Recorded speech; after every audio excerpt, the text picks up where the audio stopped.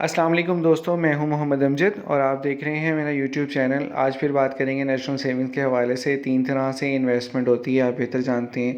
आप यहां पर अपना अकाउंट ओपन करवा सकते हैं। इसके अलावा आप प्राइस बॉन्ड्स परचेज़ कर सकते हैं और तीसरे नंबर पर आप सर्टिफिकेट्स परचेज़ कर सकते हैं। आज हम बात करेंगे डिफेंस सेविंग सर्टिफिकेट के हवाले से।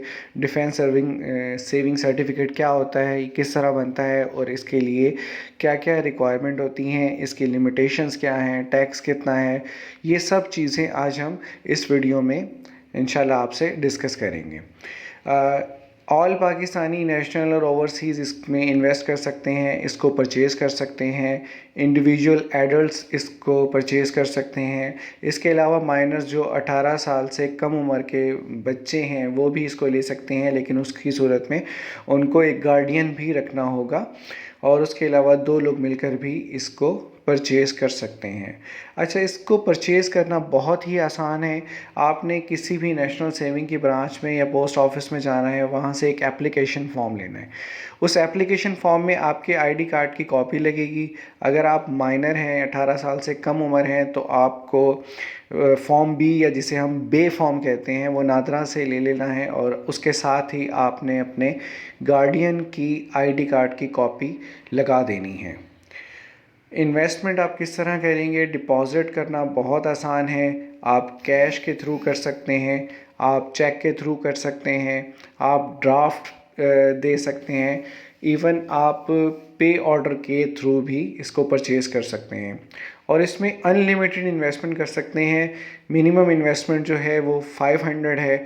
उसके बाद जितनी भी आप करना चाहें आप इसमें इन्वेस्ट कर सकते हैं।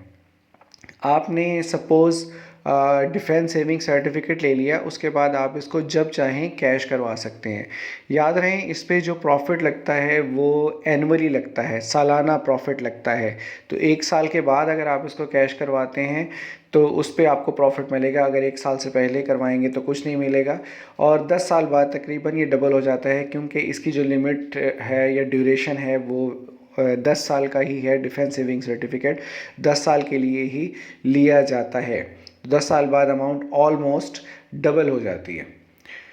टैक्स और ज़कात की बात करें तो टैक्स फाइलर पे 15% है।